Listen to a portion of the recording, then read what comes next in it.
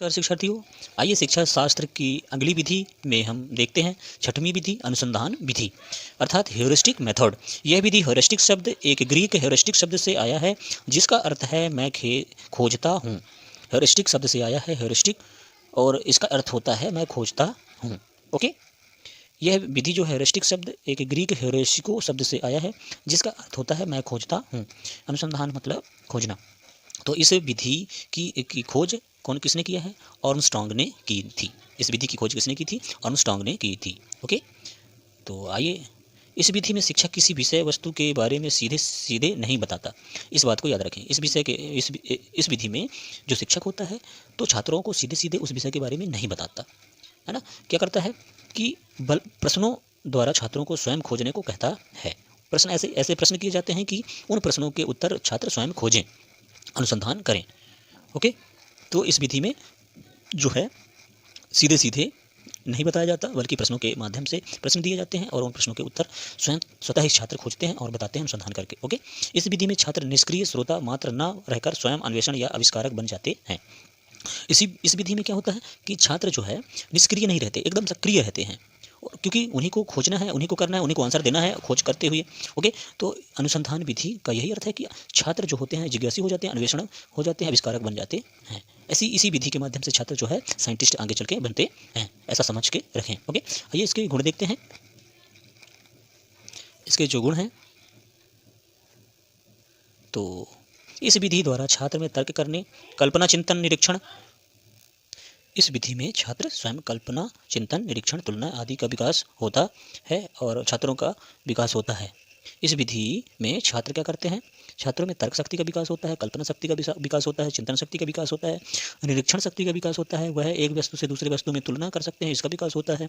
तो इस प्रकार से देखें तो इस विधि का विशेष छात्रों पर प्रभाव पड़ता है। ओके, और नेक्स्ट गुण है गणित शिक्षण में यह विधि बहुत लाभदायक है। यह विधि छात्र को खोजकर्ता की स्थिति में रखती है, हमेशा वो खोजकर्ता की स्थिति में होते हैं इस विधि में। ओके, छात्र इस प्रकार से अपनी तर्क शक्ति का इस विधि के माध्यम से विकास करते हैं। यह विधि स्वाध्याय की आदत का निर्माण करती है। यदि क्वेश्चन पूछ लिया जाए कि ऐसी कौन सी विधि है जो छात्रों में स्वाध्याय की आदत का निर्माण करती है, तो अनुसंधान ही विधि ऐसी है जिसमें छात्र स्वाध्याय की आदत का विकास करते हैं। ओके, फिर नेक्स्ट है दोष देख लेते हैं आगे। इसके कुछ दोष भी हैं। यह होशियार तथा असाधारण बुद्धि वाले छात्रों के लिए उपयोगी है। इसमें मंद बुद्धि के बालकों के लिए यह विधि जो है उपयोगी नहीं है, क्योंकि मंद बुद्धि वाले बालक जो है अनुसंधान नहीं कर सकते, खोज नहीं कर सकते। तो यह विधि जो है होशियार या असाधारण बुद्धि वाले छात्रों के लिए ही उपयोगी है, सबके लिए नहीं। तो यह विधि छोटी कक्षा के लिए अनुपयोगी है। छोटे बच्चे इसके लिए बिल्कुल नहीं इस विधि में कार्य नहीं कर सकते हैं। ओके, नेक्स्ट देखते हैं सातवां समस्या समाधान विधि, प्रॉब्लम सॉल्विंग मेथड। खोजकर्ता इसके हैं जॉन डीवी। इस विधि में शिक्षक छात्रों के सामने एक समस्या रखता है और छात्रों को हल करने के लिए अपने विचार व सुझाव रखने को बोलता है। समस्या बालक के जीवन से संबंधित होनी चाहिए। यह समस्या समाधान विधि है। इसके अंतर्गत छात्रों को एक ऐसे प्रॉब्लम सॉल्यूशन के लिए कुछ ऐसे सब्जेक्ट दिए जाते हैं, लेकिन सब्जेक्ट कैसे होने चाहिए? उनके जीवन से संबंधित होने चाहिए। ओके, तो इस प्रकार से यह विधि करके सीखने पर बल देती है, कार्य करती है। यह मॉडल जो है करके सीखने का वर्किंग मॉडल है। यह मेथड जो है करके सीखने का वर्किंग मॉडल है। ओके, नेक्स्ट है इसके गुण देखते हैं। जो है इसके गुणों में यह विधि जो है वैज्ञानिक ढंग से आगे बढ़ने की प्रेरणा देती है। इस विधि में छात्र सदैव क्रियाशील रहता है। छात्र में समस्या समाधान की योग्यता का विकास होता है और इस विधि में छात्र स्वतंत्र रहता है। इस विधि में छात्र क्या रहता है? स्वतंत्र रहता है। ओके, दोष है यदि समस्या कठिन हो तो छात्र में विषय के प्रति रुझान कम हो जाता है। यदि समस्या की भाषा सरल ना हो तो छात्रों की सूची में कमी आ जाती है और जो है समय अधिक लगता है, क्योंकि यह समस्या समाधान किस प्रकार से वो बाल छात्रों की बुद्धि पर डिपेंड होता है, क्षमता पर डिपेंड होता है। यदि समस्या कठिन हो गई तो समय ज़्यादा लग जाता है।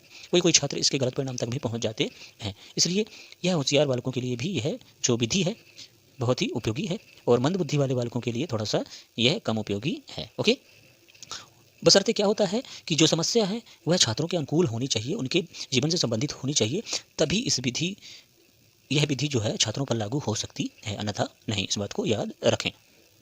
समस्या कैसी होनी चाहिए? छात्रों के जीवन से संबंधित होनी चाहिए, तभी यह विधि छात्रों के लिए उपयोगी हो सकती है, अन्यथा नहीं। ओके, नेक्स्ट देखते हैं। नेक्स्ट है 8वां परियोजना विधि, प्रोजेक्ट मेथड। यह विधि जो है इस समय स्कूलों के वर्किंग मॉडल पे रखा गया है, कहना चाहिए कि एक सिलेबस के अंतर्गत रखा गया है। 9th से ऊपर प्रोजेक्ट वर्क चलता है, तो इस विधि को मतलब यह विधि जो है लागू है, वर्तमान समय में यह विधि लागू है। तो इसके खोजकर्ता हैं किलपैट्रिक। ओके, इस विधि में संपूर्ण कार्य को योजना बनाकर किया जाता है, ठीक है ना। यह नियम पर लागू होता है, मतलब नियम इसके से पहले बनाए जाते हैं, योजनाबद्ध यह परियोजना विधि कहलाती है, पहले से प्लानिंग होती है इसकी। इसमें किसी भी समय समस्या के समाधान के लिए छात्र स्वयं अपनी तर्क शक्ति के द्वारा कार्य करता है तथा हल हो जाता है, और कार्य जो है स्वयं की तर्क शक्ति से करता है और स्वयं ही हल करता है। ओके, इस प्रकार से इसको समझें। स्वयं की अपनी क्षमता से वह इस विधि को करता है और इस विधि के अंतर्गत काम करता है और हल भी करता है किसी भी विषय को। ओके, तो इसके गुण देखते हैं। इसके जो गुण हैं, छात्र में क्रियात्मक और सृजनात्मक शक्ति का विकास होता है। छात्र में क्रियात्मक और सृजनात्मक शक्ति का विकास होता है। छात्रों में निरीक्षण, तर्क तथा निर्णय लेने की क्षमता का विकास भी होता है परियोजना विधि के अंतर्गत। इसके दोष हैं, इसके प्रयोग से सभी पाठों को नहीं पढ़ाया जा सकता है। इस विधि के अंतर्गत सभी पाठों को नहीं पढ़ाया जा सकता। ओके, तो एक बार और इसको समझें कि इसमें किसी भी समस्या को के समाधान के लिए छात्रों को स्वयं ही करना पड़ता है प्रयास। ओके, और हल भी स्वयं करना पड़ता है। इस प्रकार से इस विधि को समझें। ओके, सब्जेक्ट दिया जाता है शिक्षक के द्वारा मात्र, बाकी काम छात्रों को स्वयं ही करना पड़ता है, खोजना पड़ता है, और हल ही उस सब्जेक्ट का करना होता है किनको, छात्रों को। ओके, आइए नेक्स्ट देखते हैं। नॉमा मॉडल मेथड, व्याख्यान विधि, लेक्चर मेथड। यह शिक्षण की सबसे प्रचलित विधि है। आजकल जो कॉलेजों में या हायर सेकेंडरी में यही विधि ज़्यादातर 8 सब्जेक्टों में यह विधि ज़्यादा लागू होती है। इस बात को याद रखें। 8 स्ट्रीम के जितने भी सब्जेक्ट होते हैं उन सब्जेक्टों में यह विधि जो है ज़्यादा लागू होती है, लेक्चर विधि। ओके, यह शिक्षण की सबसे प्रचलित विधि है। इस विधि में एक शिक्षक किसी विषय या समस्या के बारे में व्याख्यान देता है। व्याख्यान तर्कपूर्ण, व्यवस्थित तथा आकर्षक होना चाहिए ताकि छात्र का ध्यान विषय पर केंद्रित बना रहे। इस विधि में प्रश्न उत्तर तथा उदाहरणों का प्रयोग किया जाता है। ओके, इस विधि में कोई टॉपिक होता है, उस पर विस्तार पूर्वक जो शिक्षक होता है उसको विशेष उसमें जानकारी होती है और उसके बारे में वह पूरी तरह व्याख्यान देता है, विश्लेषित करता है, और विश्लेषित करते समय, व्याख्यान देते समय पूर्णतः तर्क पर ध्यान दिया जाता है ताकि छात्रों का ध्यान जो है विषय पर केंद्रित रहे। ओके, नेक्स्ट देखते हैं, इसके बारे में गुण देखते हैं। तो इसके गुण जो हैं, यह किसी विषय को पढ़ने की सबसे सरल विधि है और इसमें छात्रों का ध्यान विषय पर केंद्रित रहता है। जैसे मैं अभी आप लोगों को पढ़ा रहा हूँ, बता रहा हूँ, तो यह लेक्चर, यही मेथड है, व्याख्यान विधि है। मैं आपको करके कुछ नहीं बता रहा हूँ, मात्र मैं आपको इसके बारे में व्याख्यान दे रहा हूँ, समझा रहा हूँ। तो यह विधि जो है, मैं जो आप लोगों पर एक्सप्लेन कर रहा हूँ, आप लोगों को बता रहा हूँ इस सब्जेक्ट के बारे में, तो यह मैं कौन सी विधि का उपयोग कर रहा हूँ? लेक्चर विधि का उपयोग कर रहा हूँ, लेक्चर मेथड का यूज कर रहा हूँ। इस प्रकार से आप समझें।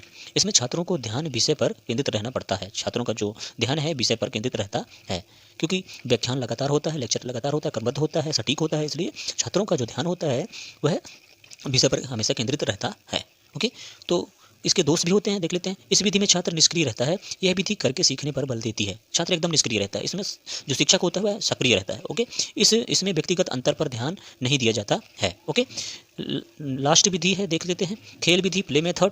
तो खोज करता है फ्रोबेल, नाम करता है हेनरी कोल्डवेल कुक। ओके, तो प्ले मेथड के बारे में आप लोग को विशेष जानकारी बीएड या डीएड करने वाले छात्रों को होगी। तो इस मेथड की जो खोज है फ्रोबेल ने की है। नामकर्ता इसके हैं, जो नामकरण करता है तो हेनरी कोल्डवेल कुक हैं। ओके, इस प्रकार के क्वेश्चन पूछे जाएँ तो याद रखें। और इस विधि में संपूर्ण ज्ञान खेल के माध्यम से दिया जाता है। इस बात को याद रखें, एकदम परफेक्ट। तो जितना भी ज्ञान होता है छात्रों को खेल के माध्यम से दिया जाता है। खेल में इस विधि का यूज करके छात्रों को सिखाया जाता है। यह जो इसका खेल प्ले मेथड का वर्किंग मॉडल है। ओके, इसके बारे में गुण देख लेते हैं इसके संबंधित। तो बच्चों का मन लगा रहता है, बच्चों को क्या चाहिए? खेलने के लिए चाहिए। तो इसमें जो है बच्चों का विशेष मन लगा रहता है। ओके, इसमें तो खेलते भी हैं और सीखते भी हैं। ओके, दूसरा है बच्चों का सर्वांगीण विकास भी होता है। खेल से मस्तिष्क का भी विकास होता है और शरीर का भी विकास होता है। ओके, और तीसरा है यह विधि करो और सीखो पर आधारित होती है। करो और सीखो पर आधारित होती है। तो यह विधि जो है करके सीखने पर आधारित होती है। बच्चे स्वयं खेलते हैं, इंस्ट्रूमेंट दिए जाते हैं, उन इंस्ट्रूमेंटों को खेलते हैं, उनसे सीखते भी हैं। जैसे अबेकस हो गया, जो गिनतारा जिसको कहते हैं, स्लेट्स जैसे होती है, उसमें गुड़िया लगी रहती हैं, तो उन गुड़ियों के माध्यम से वह जो होता है बच्चे गिनती भी सीखते हैं और खेल में भी उनका मन लगा रहता है। इस प्रकार से हम कह सकते हैं कि जो प्ले मेथड है ये खेल से संबंधित मेथड है। बच्चे खेलते भी हैं और इससे सीखते भी हैं। ओके, तो इसके जो खोजकर्ता हैं फ्रोबेल हैं। ओके, और इसके नामकर्ता जो हैं कोल्डवेल कुक हैं। तो ये शिक्षण विधियों से संबंधित जितने गणित शिक्षण विधियों से संबंधित जो मुख्य विधियाँ थीं, तो मैंने कुछ विस्तारपूर्वक इसमें बताया है। और नेक्स्ट जो वीडियो होंगे उनमें हम मॉक टेस्ट लगाएंगे इन विधियों से संबंधित। इसके पश्चात जो मैं नेक्स्ट वीडियो लाऊंगा वो पर्यावरण शिक्षण विधियों से संबंधित होगा और हिंदी शिक्षण विधियों से संबंधित होगा। और जितने भी प्रकार की जो शिक्षण विधियां हैं, मैं संपूर्ण शिक्षण विधियों के बारे में आप लोगों को अवगत कराऊंगा। बस आप चैनल में बने रहें और नेक्स्ट वीडियो को प्राप्त करने के लिए आप चैनल को सब्सक्राइब करें। ओके, तो आज के लिए इतना ही। थैंक यू, नमस्कार।